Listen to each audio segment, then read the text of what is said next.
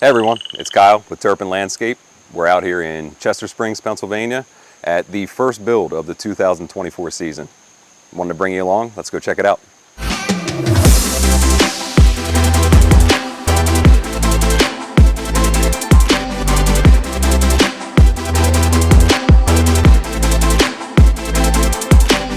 We are sitting here down at the basin of the water feature, leading back to about 15 foot of stream, which actually serves as the negative edge. There is an 8x11 pond up top. So a really unique aspect of this project, it's what we consider an inline pond. So we have stream and waterfalls leading down into an 8x11 pond, and then behind me is actually what we would consider a negative edge, the stream leading down into the basin.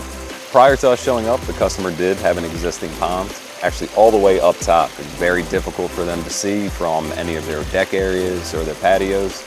So we came in, redesigned, we brought the pond much closer to the house and the viewing points, and really went over the top with adding some waterfalls.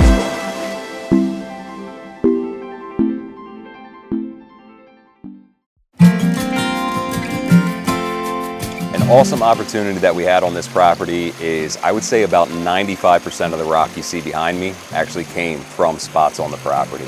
When we initially came out for the design meeting, we saw some of the material we had on the property to work with. It's one of the first stages in the process when myself, the crew, shows up with equipment. We're out in the woods, we're harvesting boulder, we're grabbing material.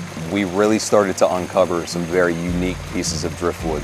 Whenever we have a chance to come up with ideas and different unique things we can add to a project during the creative process, when we start setting boulder, things start to spark in our minds.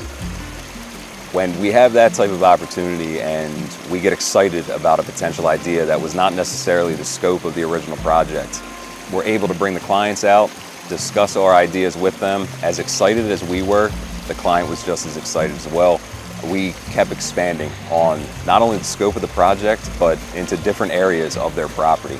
So the original layout for the project was we had the patio down here. The original plan was for a small boulder fire pit leading into the basin, the waterfalls, and the 8x11. As we got on site and we started building, we started adding on. We saw an opportunity up at the top for another patio. As a crew got excited about it, we grabbed the client, talked to them, and their excitement level matched ours. I showed up one day and the clients were through the roof to then bring us out and show us things that they found, wanted to see if we could incorporate them. I would say about 90% of those things that were pointed out are now behind me in the water feature. So the collaborative process during some of these builds really lends itself to producing some of the most unique and best looking water features.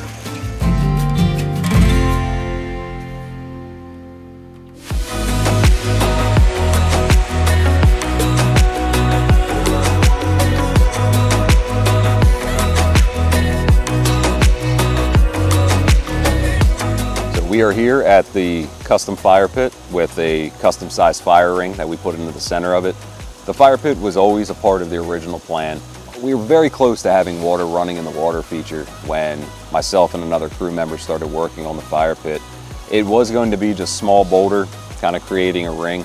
Both him and I, we looked at each other as we got about halfway through, and we knew what this feature was eventually going to look like, and we weren't comfortable with finishing the fire pit in that sense. Again, having the opportunity to then venture out and take a look to find something different, to come up with a different idea, we came across this boulder. It's about 3.5 feet by 3.5 feet, and I would say at the thickest, maybe 14 to 16 inches. We came up with the idea, let's bore right through the center of this thing. It'll be one solid boulder with the fire pit right in the middle, and I couldn't be happier with the way it turned out. So the area that I'm sitting in now was not a part of the original scope of the project. I do believe it was either the second or third day that we were here getting things underway. The client came out and had the idea they wanted access to their backyard. This just led right up to the concrete pad underneath of their decking. She had the idea, let's add some steps here. 100% it made sense to give ease of access into their backyard. And as we started developing the retaining wall on this side for the water feature to get the elevations that we needed, Another opportunity presented itself to where we could give them planting beds and it wouldn't just be this harsh drop off of their concrete pad that we can tie right into the existing retention wall that we had built and continue that boulder work all the way around to give them some plantable space in their backyard. So to come up with the idea for the retention walls and the plantable space, it was made that much easier because of the access to the boulder that we had on the property. To have the idea and to execute it that quickly is not always that easy. We probably have, I'd say, between 7, 8, maybe teetering on 9 ton of rock that we needed for the plantable space on either side of me. Once we were all in agreement that that's the direction we wanted to take, we immediately got to work and were able to harvest the boulder, bring them over, and construct what we had talked about. Very close to the end of the project, and the homeowner had the idea of, instead of their downspout just kind of running into larger boulder and out into the yard, if we could do some stacked stone work and when it rains, create almost a little trickle of a waterfall. One of my guys got a chance to get over here and express his creativity, and something very small and minor in comparison to the entire project turned out to be just a really cool add-on feature.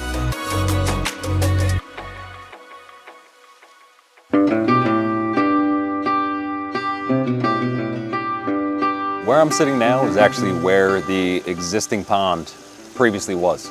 So the original plan was to fill this area in and just match the grade that you see behind me. Before we really reached that point, we found ourselves coming over here for water breaks to get coverage from the tree above. The rock I'm sitting on actually was somewhere else on the property, and I would always catch guys on my crew sitting on this to take their lunches. We knew right there and then this had to be incorporated some way, somehow into the project. And as we started developing the water feature, this section just lended itself to another seating area, another place that you can enjoy the feature to give you a totally different aspect from the lower patio. Once we decided that we're going to convert this into a gravel patio seating area, the elevation changes had to happen just a bit. We wanted to match the elevation of the upper stream, so it's not as if we were sitting below water level. As we started working with that elevation change and seeing how we were going to access this area, we had already installed the lower steps coming off of the lower patio. We saw another opportunity to kind of integrate something that will complement something that's further off on the property. So we use the same style steps to give ease of access so you can maneuver around the entire water feature. One really cool thing about this feature is you can't take it all in from one area on the property. As you walk around this feature, new things reveal themselves, new waterfalls, new way the water's running, plants, fish. It's something you could walk around 10 times and still see something new every time you make that trip around. Piece of driftwood behind me that's concealing the biofalls. I came to the job one day and the client was very excited that she came across something very unique that could be incorporated some way, somehow. When we find pieces like that, we know we're going to use them. The fun part is then figuring out exactly where. As soon as we got the biofalls backfilled, there's that aha moment. There's the perfect spot for that piece.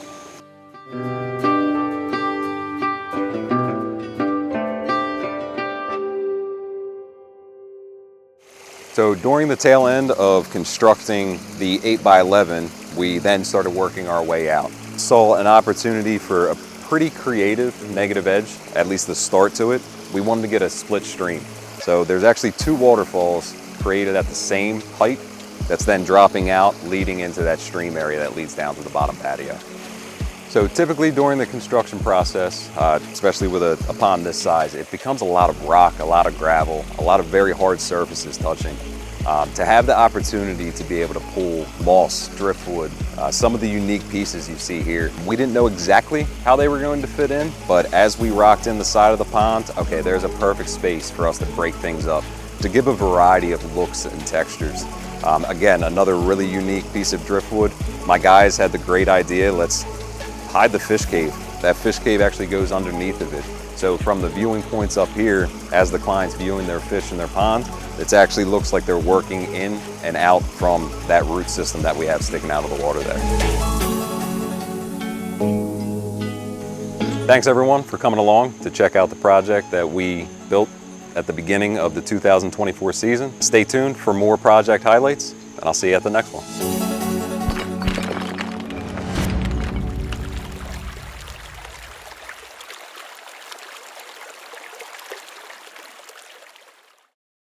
8x11 pond up top. Don't know where I'm going from there. Closer to the house for the viewing areas, but also, I don't know where I was going with that. All right, here we go.